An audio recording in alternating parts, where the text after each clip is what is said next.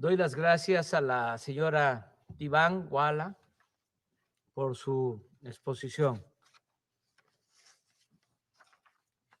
Ahora formularé una declaración en mi carácter de presidente de México.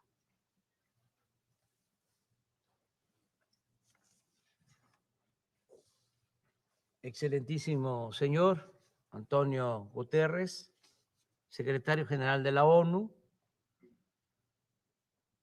miembros permanentes de este Consejo de Seguridad de la ONU, miembros no permanentes, señoras y señores. No vengo a hablar de seguridad como sinónimo de poderío militar, ni como argumento para el empleo de la fuerza contra nadie.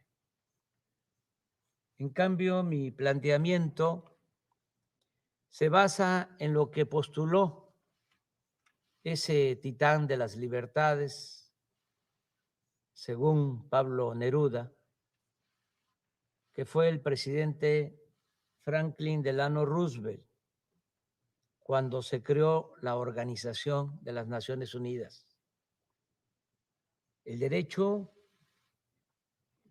a una vida libre de temores y miserias, que sigue siendo el más sólido fundamento de la seguridad para todas las sociedades y los estados. El principal obstáculo para el ejercicio de ese derecho es la corrupción en todas sus expresiones. Los poderes transnacionales, la opulencia y la frivolidad como formas de vida de las élites, el modelo neoliberal que socializa pérdidas, privatiza ganancias y alienta el saqueo de los recursos naturales y de los bienes de los pueblos y naciones. Es corrupción el que tribunales castiguen a quienes no tienen con qué comprar su inocencia y protejan a potentados y a grandes corporaciones empresariales que roban al erario o no pagan impuestos. Es corrupción la impunidad de quienes solapan y esconden fondos ilícitos en paraísos fiscales. Y es corrupción también la usura que practican accionistas y administradores de los llamados fondos buitres, sin perder siquiera su respetabilidad. Sería hipócrita ignorar que el principal problema del planeta es la corrupción en todas sus dimensiones: la política, la moral, la económica, la legal, la fiscal y la financiera. Sería insensato omitir que la corrupción es la causa principal de la desigualdad, de la pobreza, de la frustración, de la violencia, de la migración y de graves conflictos sociales. Estamos en decadencia porque nunca antes en la historia del mundo se había acumulado tanta riqueza en tan pocas manos mediante el influyentismo y a costa del sufrimiento de otras personas, privatizando lo que es de todos o lo que no debe tener dueño, adulterando las leyes para legalizar lo inmoral, desvirtuando valores sociales para hacer que lo abominable parezca negocio aceptable. Veamos, por ejemplo, lo sucedido con la distribución de la vacuna contra el COVID-19. Mientras las farmacéuticas privadas han vendido el 94% de las vacunas, el mecanismo COVAX, creado por la ONU para países pobres, apenas ha distribuido el 6%. Un doloroso y rotundo fracaso. Este dato simple debiera llevarnos a admitir lo evidente. En el mundo actual, la generosidad y el sentido de lo común están siendo desplazados por el egoísmo y la ambición privada. El espíritu de cooperación pierde terreno ante el afán de lucro y con ello nos deslizamos de la civilización a la barbarie y caminamos como enajenados, olvidando principios morales y dando la espalda a los dolores de la humanidad. Si no somos capaces de revertir estas tendencias mediante acciones concretas, no podremos resolver ninguno de los otros problemas que aquejan a los pueblos del mundo.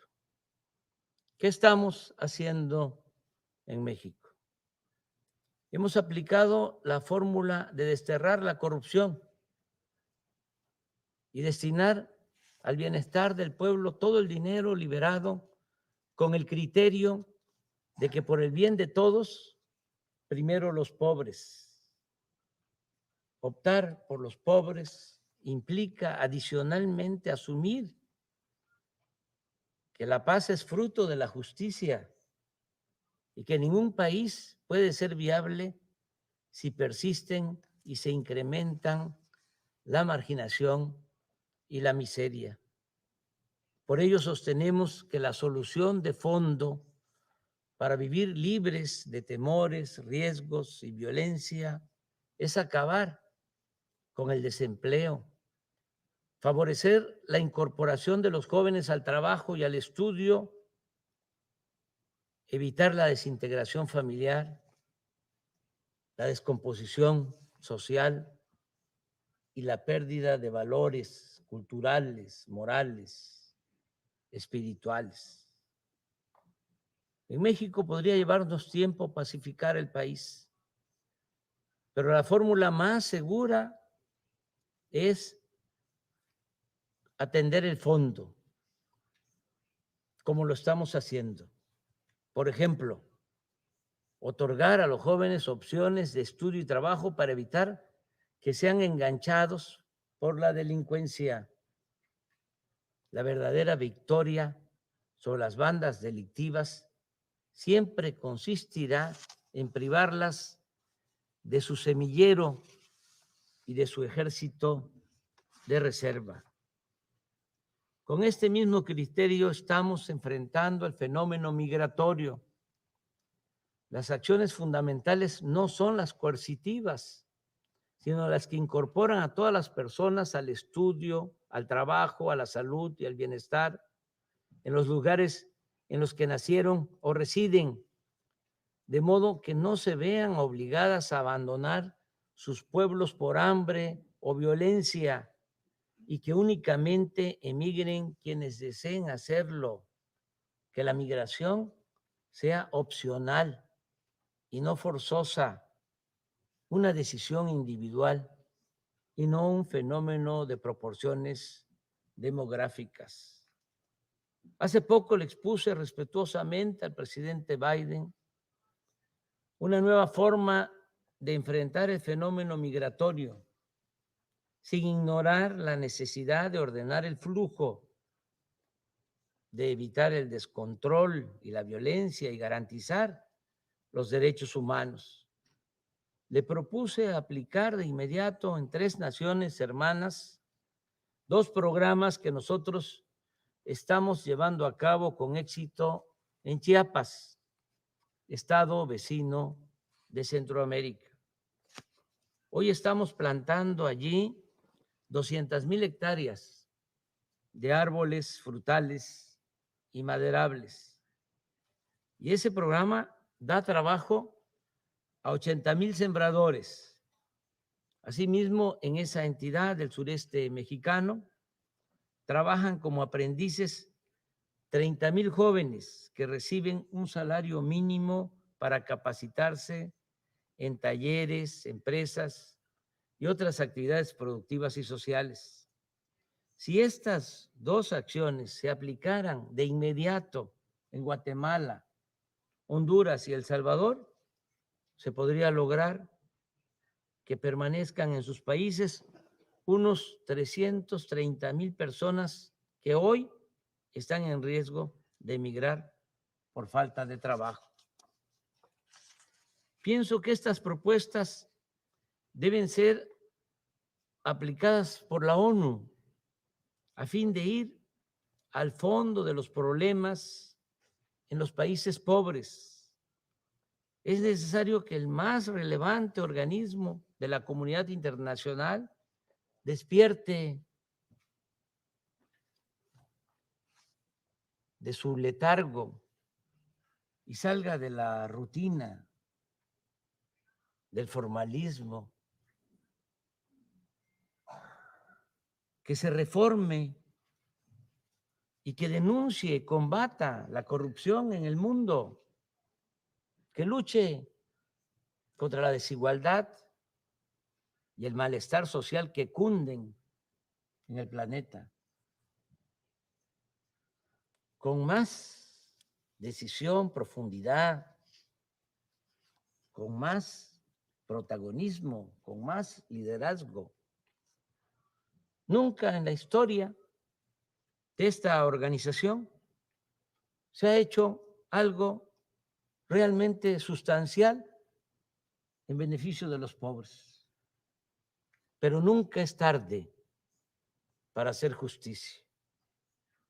Hoy es tiempo de actuar contra la marginación, atendiendo las causas y no solo las consecuencias.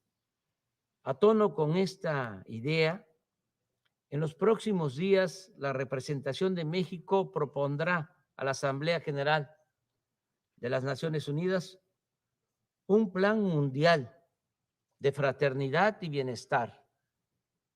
El objetivo es garantizar el derecho a una vida digna a 750 millones de personas que sobreviven con menos de $2 diarios. La propuesta de México para establecer el Estado Mundial de Fraternidad y Bienestar se puede financiar con un fondo procedente de al menos 3 fuentes: el cobro de una contribución voluntaria anual del 4% de sus fortunas a las 1,000 personas más ricas del planeta,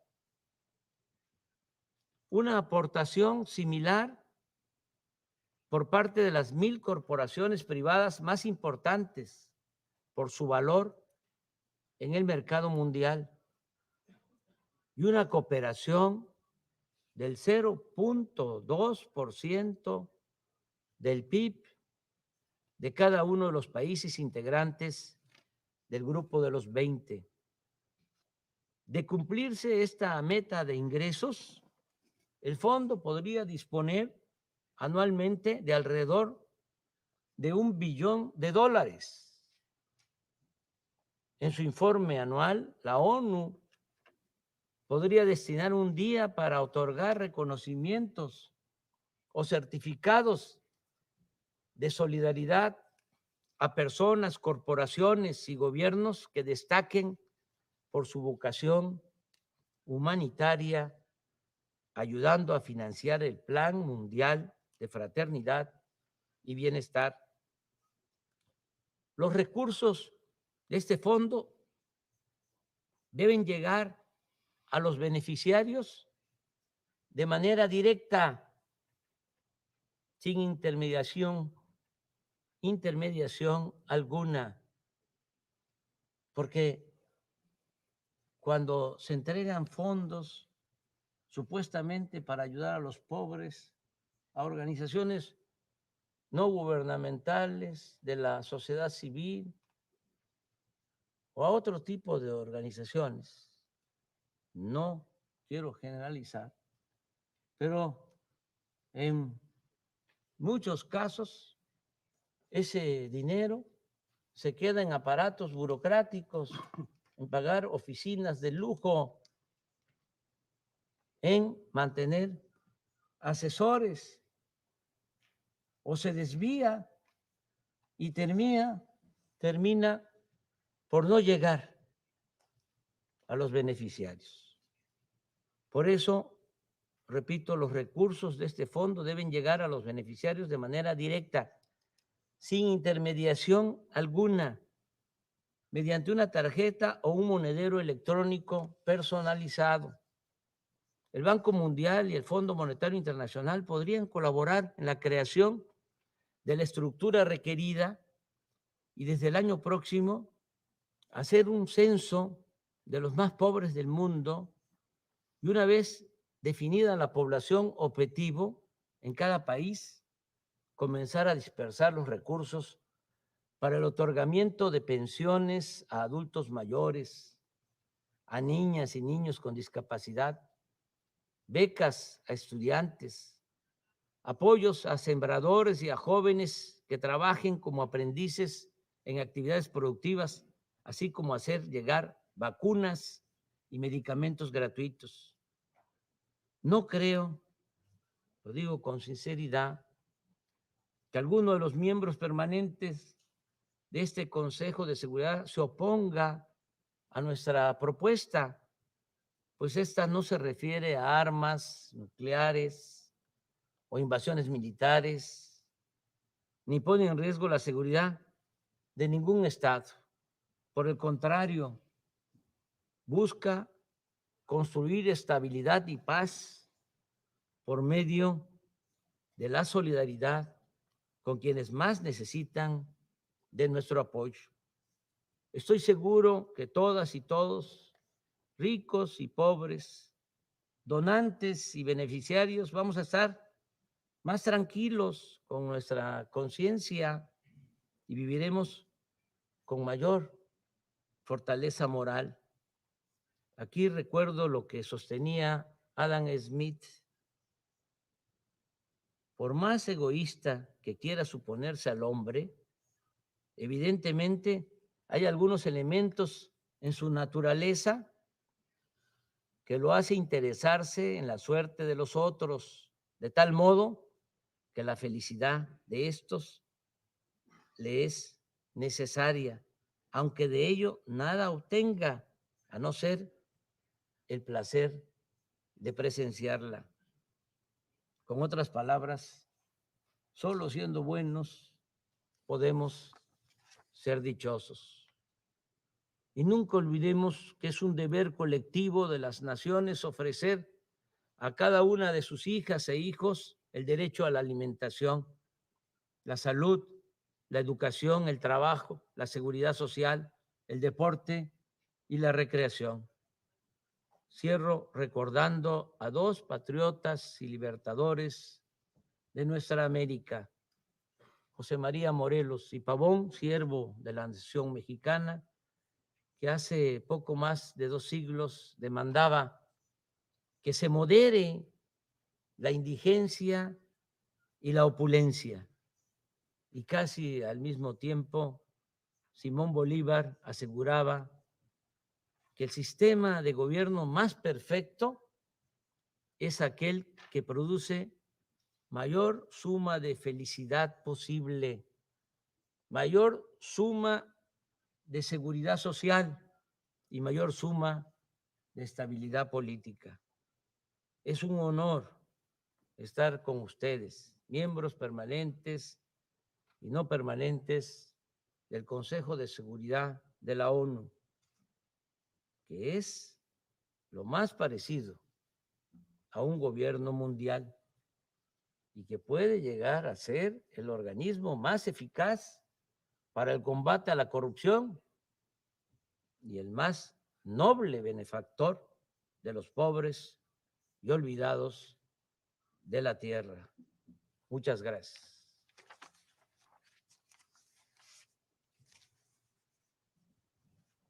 Vuelvo a asumir